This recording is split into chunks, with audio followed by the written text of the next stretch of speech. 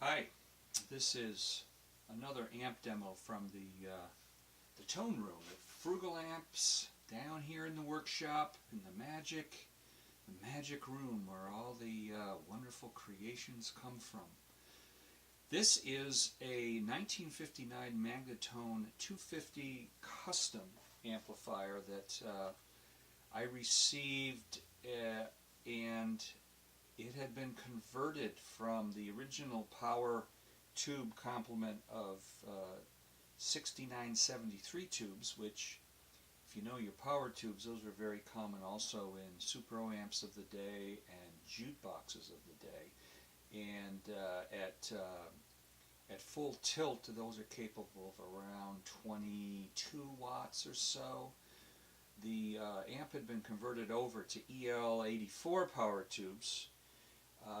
It also had been converted from a tube rectifier to a solid state rectifier, and the power filter caps in a 1959 amplifier are past due for replacement, but this amp had been, rather than properly replaced, the capacitor replacement was done incorrectly and resulted in a really noisy and not very good sounding amp. So it needed a bunch of work, which is right up my alley, so I got it, and I've restored it now to the 6973 power tubes.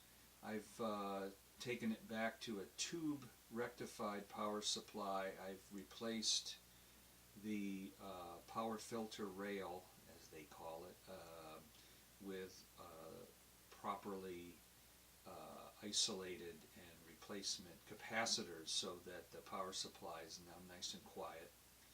The amp is 2 channels. I'll show you that.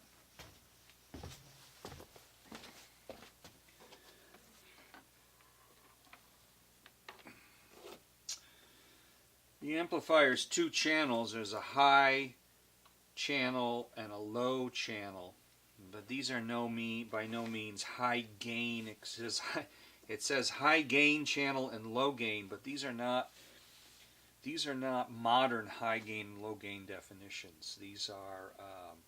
These amps were really kind of made for clean, more on the clean tone side, utilizing that incredible vibrato channel. Both of these channels feed through a single tone control. Also has a normal and bright setting that switches a capacitor in and out. Very effective though. That tone stack works great. The other change to the amp is there was a speaker remote out originally here.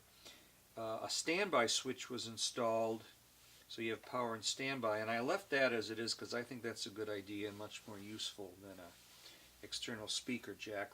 The amp itself has its original 1959 Magnatone labeled Oxford speaker. Oxford speakers were used in an awful lot of Fender amps back in the day as well. They're good sounding. This is an Alnico unit. All the tubes are in great shape. The tone controls and the vibrato components in this amp, some of which are irreplaceable, are in good shape and sound. Fortunately, the secret resistors, or varistors as they're called, these amps use to get vibrato, which you can't get anymore, are pretty indestructible. So this one's sounding great and has really high quality Ajax capacitors in it, which is the same capacitors used in the Fender Blackface line, the early Blackface up through the mid-60s, used the Ajax as well. Both of these amps were manufactured in California. I don't know, maybe they had the same suppliers.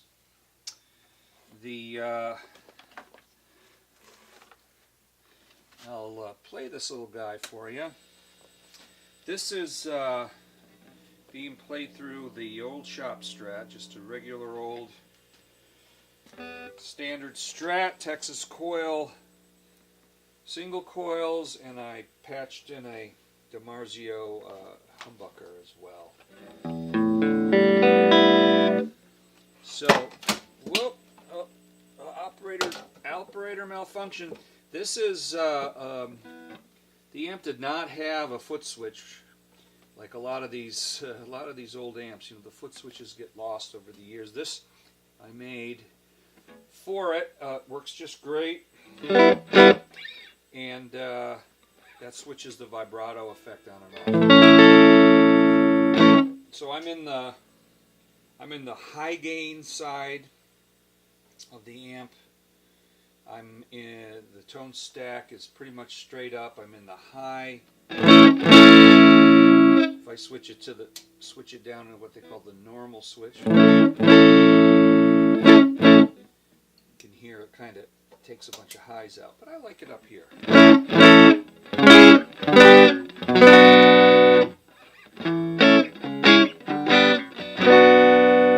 Single coils.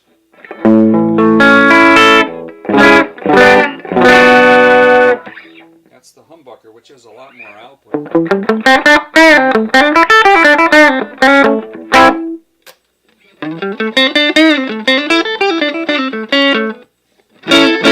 But what this amp is really noted for is it has a nice, good, clean tone. It'll overdrive if you crank it up, but it's really noted for this vibrato effect.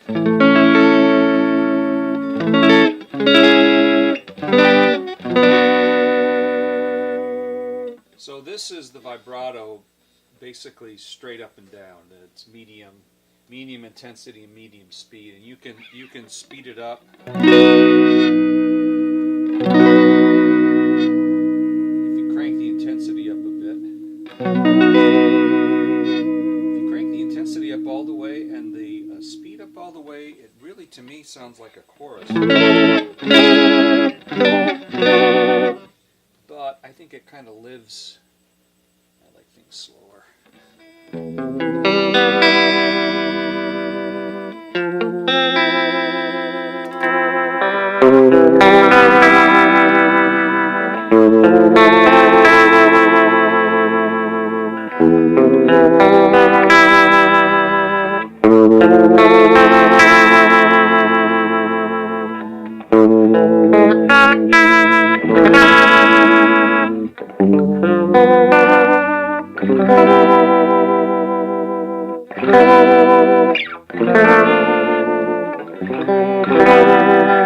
You just don't get that kind of tone with the traditional tremolos, because this varies the actual pitch, the actual frequency of the signal, rather than just the volume, which is how a lot of tremolo circuits work. It's actually varying the volume. This is actually varying the pitch.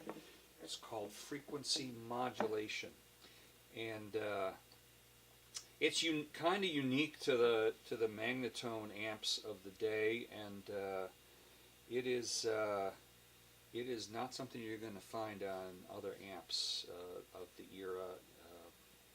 I think they're remanufacturing them now. I think they found somebody to make them some of these magic components in the new Magnatones, and you're going to pay for those magic components too. They're very expensive amps.